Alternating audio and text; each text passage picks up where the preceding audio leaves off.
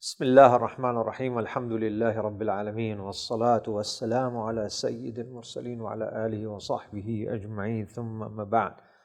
We continue with the Ramadan Daily Reminders Day number 23, and we are on this subject of Al-Amal Al-Salih at the societal level, community level, where we are discussing social virtues and social evils, how to promote certain values in the society and get rid of certain evils. And yesterday, we talked about murder. وَلَا تَقْتُلُوا النَّفْسَ الَّتِي حَرَّمَ اللَّهُ إِلَّا بِالْحَقِّ بَعْدَ أَعُوذُ بِاللَّهِ مِنَ الشَّيْطَانِ الرَّجِيمِ.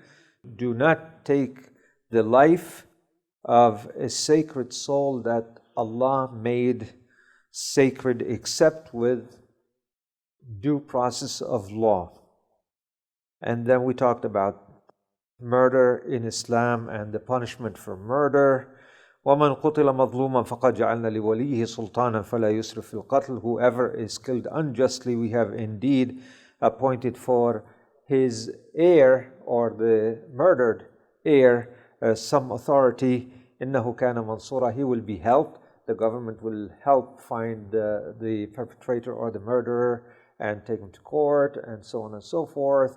And once convicted of a murder, then the family has the decision, the final decision, which is unlike, by the way, in a Western law where murder is a crime against the state. In Islam, murder is a crime against the individual. It's a personal matter. It's against the family. So it is the family that decide once the murderer is convicted.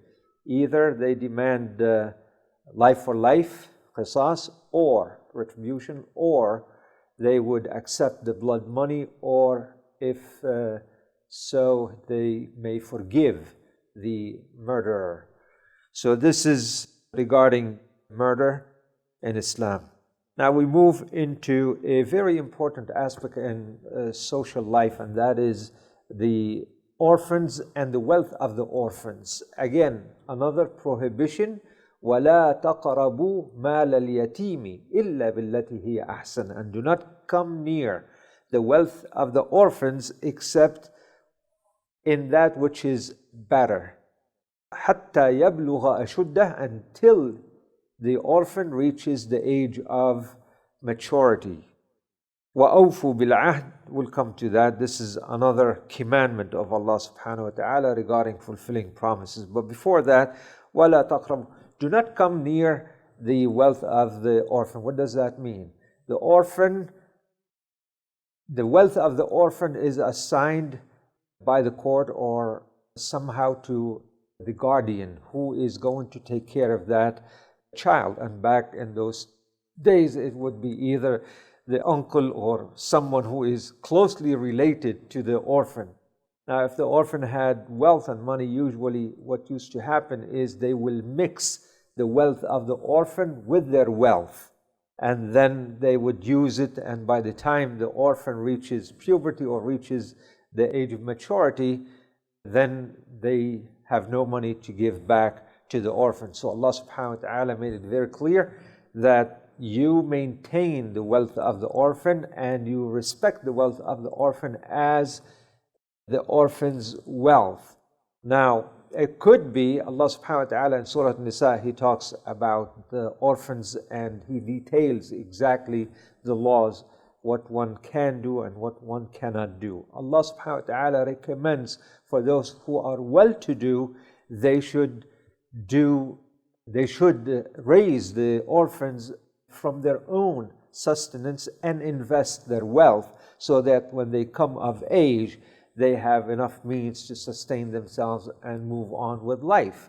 As for those guardians who don't have enough means to support themselves, let alone an orphan, then they are allowed to take part of the wealth of the orphan to sustain the orphan in terms of their provision and so on and so forth. So that's what it means, إِلَّا بِالَّتِي هِيَ أَحْسَنُ, except in that which is better, meaning if you needed some of the funds for, raising the orphan, and even for yourself, if you don't have the means, because you're raising the child, you are allowed. Again, لا تقربوا الزنا, we talked about that, and similarly here, ولا تقربوا, meaning you stay away from it, you don't even think about the wealth of the orphan. This does not belong to you, so you should respect the wealth of the orphan.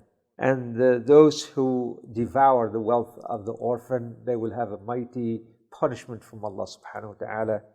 All these have been covered in Surah An-Nisa. Actually, the laws regarding the orphan were revealed in Al-Madinah. Surah An-Nisa is Surah Madaniyah.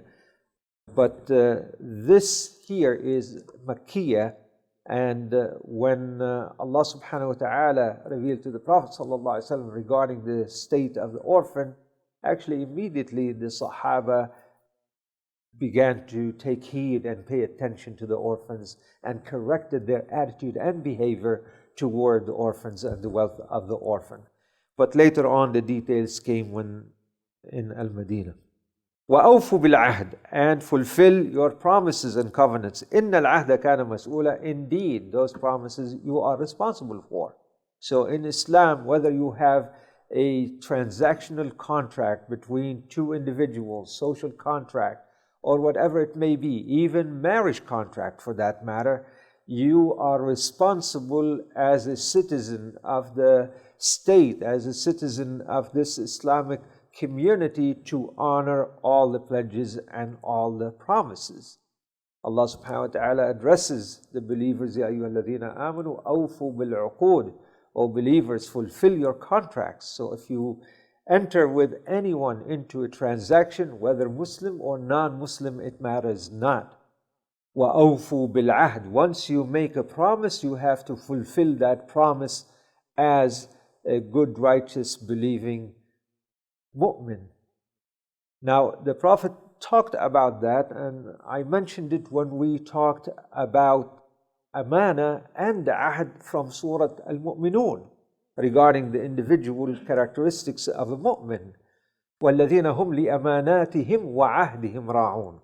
The true believers guard their trusts, but at the same time, they fulfill their promises. So we already discussed that, but I'll bring it back here because it appears again in those Quranic version of 10 Commandments, وَأَوْفُوا بِالْعَهْدِ, fulfill the promises and covenants. The Prophet said, sallallahu alaihi wasallam, لا إيمان لمن لا أمان له ولا دين لمن لا عهد له. There can be no iman, and this statement is very categorical. There can be no iman. No one can claim to have faith who cannot be trusted by the community, by the people. And no one can claim to have a deen and consider himself to be a Muslim if he cannot fulfill his promises. So that's how severe it is. So it is so important, Allah subhanahu wa ta'ala included it in the 10 commandments of the Quranic version of the 10 commandments. وَأَوْفُوا بِالْعَهْدِ إِنَّ الْعَهْدَ كَانَ مَسْئُولًا. Indeed, those covenants you are responsible for. And on the Day of Judgment, responsibility will lie on your shoulder, and it will be a heavy burden on you on the Day of Judgment. Now we move on to another commandment. وَأَوْفُوا الْكَيْلَ إِذَا كِلْتُمْ وَزِنُوا بِالْقِسْطَاسِ الْمُسْتَقِيمِ. And fulfill the weighs and measures when you weigh and measure. وَزِنُوا بِالْقِسْطَاسِ الْمُسْتَقِيمِ, and weigh things with a straight scale. Straight scale, back in the olden days, they didn't have the electronic weighing devices. What they had a scale, and they put the merchandise on one pan of the scale, and they put the actual weights on the other side of the scale, and they weigh. Now, there are definitely ways to cheat with that. And here Allah subhanahu wa ta'ala is warning the believers, because now you are in the community, in the society, you go out and you buy things, and the attitude of the merchants should be that of honesty. That of honesty, no cheating. Allah subhanahu wa ta'ala in Surah Al-Mutaffifin said, وَيْلٌ لِلْمُطَفِّفِينَ الَّذِينَ إِذَا اكْتَالُوا عَلَى النَّاسِ يَسْتَوْفُونَ وَإِذَا كَالُوهُمْ أَوْ وَزَنُوهُمْ يُخْسِرُونَ. Woe to those who exceed or deal with the weighs and measures. When they are weighed for themselves, when they buy things for themselves, they want full measure. But when they weigh for others, they decrease from it. So woe to them. This is the warning Allah subhanahu wa ta'ala is giving us in Surah Al-Mutaffifin. So وَأَوْفُوا الْكَيْلَ إِذَا كِلْتُمْ. Give full measure, be honest, do not reduce. You know what they used to do back home? Subhanallah. You know, you have like the weights, they used to weigh in kilograms and waqiyya and certain things like that. And you have this piece of metal, iron or whatever it was made out of, that weighs supposedly 1 kilogram.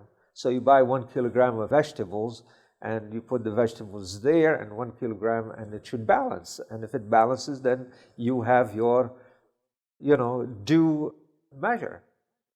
So what they do is they carve out some of that metal and put inside of it whatever, and cover it up so that people don't know. You don't know. In reality, it says 1 kilogram, but truthfully, it is less than 1 kilogram. And that's how they cheat the people. People don't know.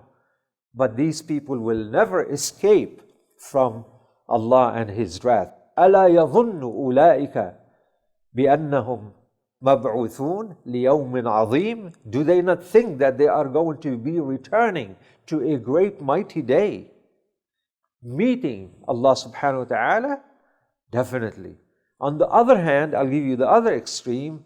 There are merchants who are really honest and fear Allah subhanahu wa ta'ala in their weighing, in their measuring. Sometimes you buy cloth and they measure, and the honest and sincere ones, usually if you buy, let's say, a yard or 2 yards or 3 yards of cloth, they give you an extra, span of length, just so that, they are sincere. They want to be sincere with Allah subhanahu wa ta'ala. Similarly, when they weigh, they would weigh things and give you a little bit extra on top of that, just to clear their conscience and say that at least with Allah subhanahu wa ta'ala they are fair in their dealings. So you have both extremes, those who don't fear Allah and those who fear Allah subhanahu wa ta'ala. Here Allah is saying, وَأَوْفُوا الْكَيْلَ إِذَا كِلْتُمْ.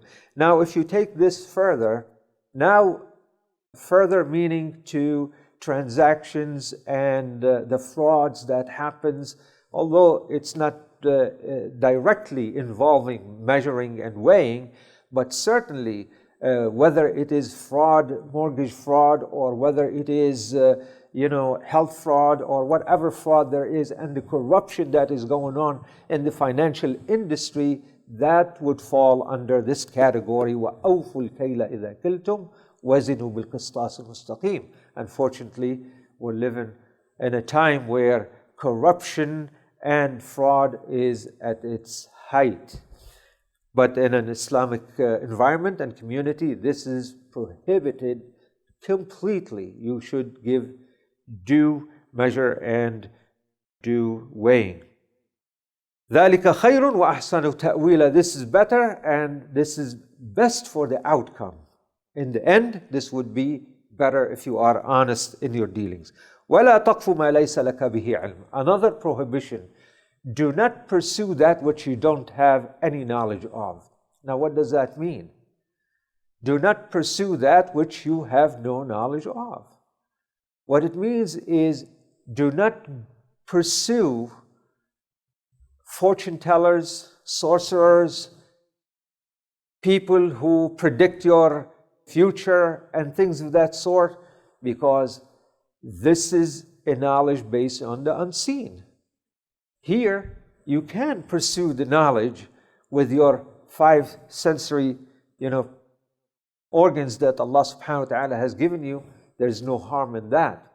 Allah subhanahu wa ta'ala has given us the eyes, the hearing, the sight, and all these senses to use them. And you can use them for what we call acquired knowledge. But there is another type of knowledge, and that is revealed knowledge, or the knowledge of the wahi of the Prophet ﷺ that comes from the unseen.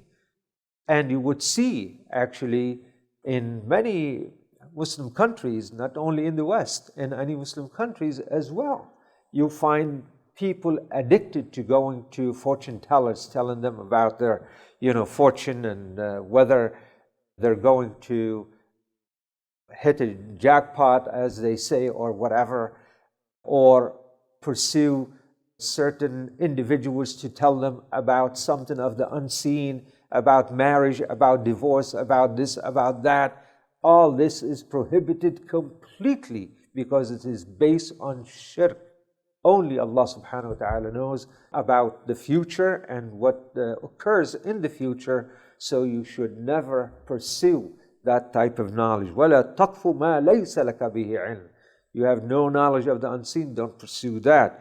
إِنَّ السَّمْعَ وَالْبَصَرَ وَالْفُؤَادَ كُلُّ أُولَٰئِكَ كَانَ عَنْهُ مَسْئُولًا. Indeed, hearing and sight and fu'ad, intellect, each of those are responsible. So this is the acquired knowledge.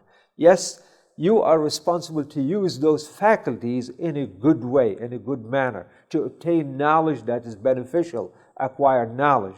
Newton, he acquired this knowledge and discovered gravity on the basis of an apple fallen, from the air. Oh, what is this? You throw an apple up and then here it comes down, something happens. What was that? Oh, that was gravity. Great. This is a knowledge based on observation, based on, hearing, sight, and using your intellect to infer certain phenomena that happens in your life. That is acceptable. However, what is not acceptable is to pursue that which is beyond our realm, beyond our reach, beyond our understanding. And the unseen is only known to Allah subhanahu wa ta'ala. Again, another prohibition we find, وَلَا تَمْشِ فِي الْأَرْضِ مَرَحًا. Do not walk in the land haughtily, in an arrogant way, proud.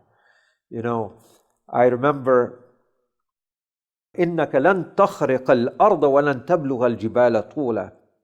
You will never be able, no matter how arrogant or proud you walk, you will never be able to penetrate the earth nor to reach the height of the mountains. What does that mean?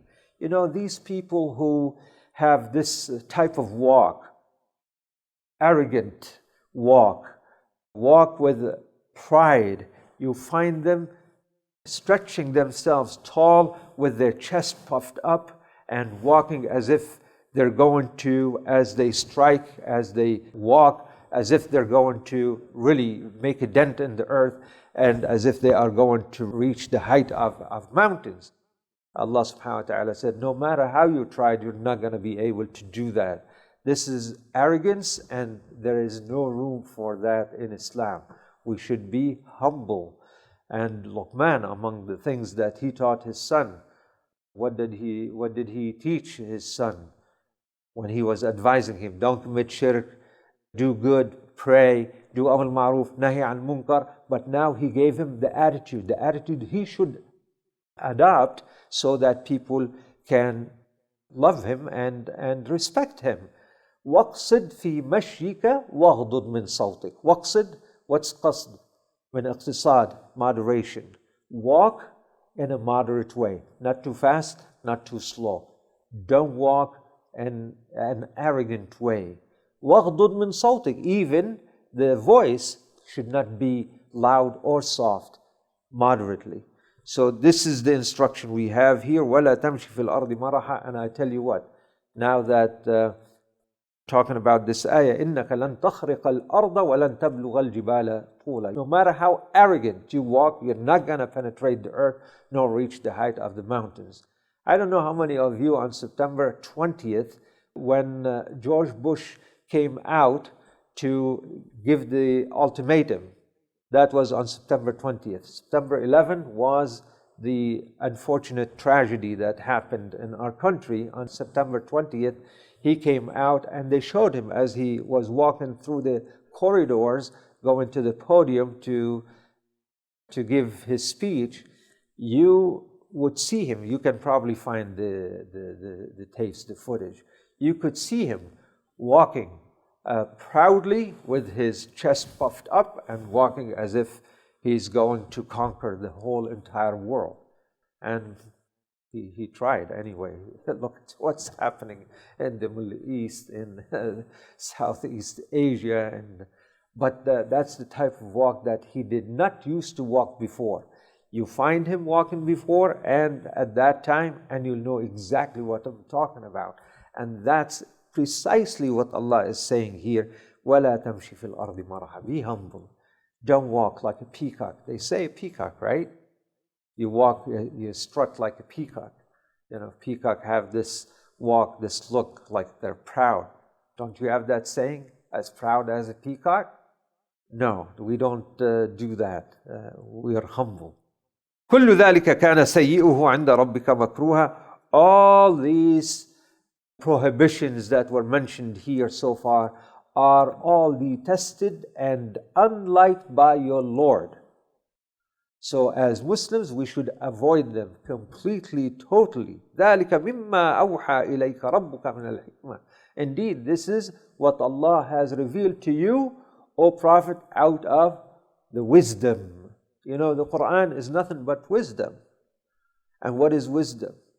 This is the wisdom on how you can live together in a society in a very pleasant, harmonious way, by following the commands of Allah subhanahu wa ta'ala, because He knows the wisdom behind each and every prohibition He prohibited us from. Zina, we already talked about that. Cheating, we know the wisdom behind being honest and not cheat, and so on and so forth. So this is from the hikmah that Allah subhanahu wa ta'ala reveals to Muhammad. ذَلِكَ مِمَّا أَوْحَى إِلَيْكَ صلى الله عليه وسلم ربك من الحكمة ولا تجعل مع الله إلها آخر فتلقى في جهنم ملوما مدحورا. And do not associate with Allah another God or another deity, you will be thrown in Jahannam, maluman, blameworthy. You will be thrown in Jahannam. Of course, this is the punishment for shirk. Shirk is the biggest sin in Islam. We started out with Tawheed, وَقَضَى رَبُّكَ أَلَّا تَعْبُدُوا إِلَّا إِيَّاهُ. Allah had decreed that you worship none except Him, and we end with shirk. You should avoid shirk at all time.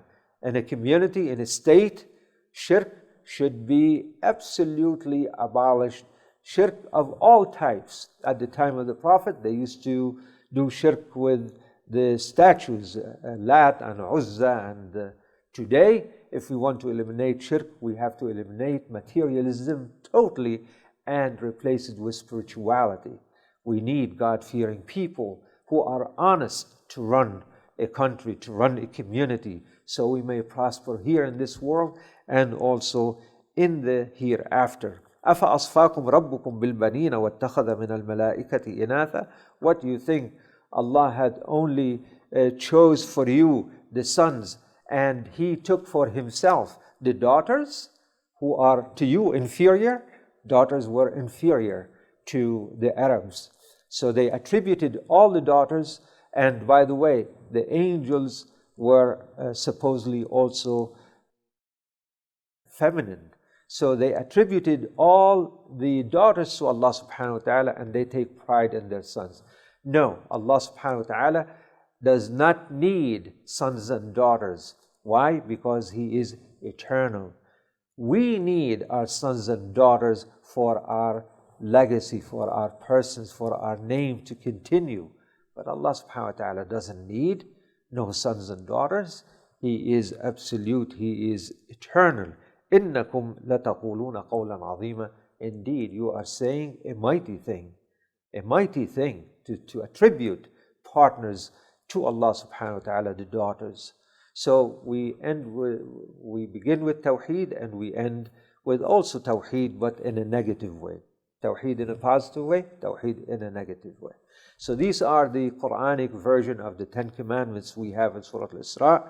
And inshallah ta'ala tomorrow we'll talk more about the social structure of an Islamic government and what it's like. And then we'll move on inshallah to the At-Tawasi bil-Haqq and then والتواصي بالصبر بإذن الله تعالى.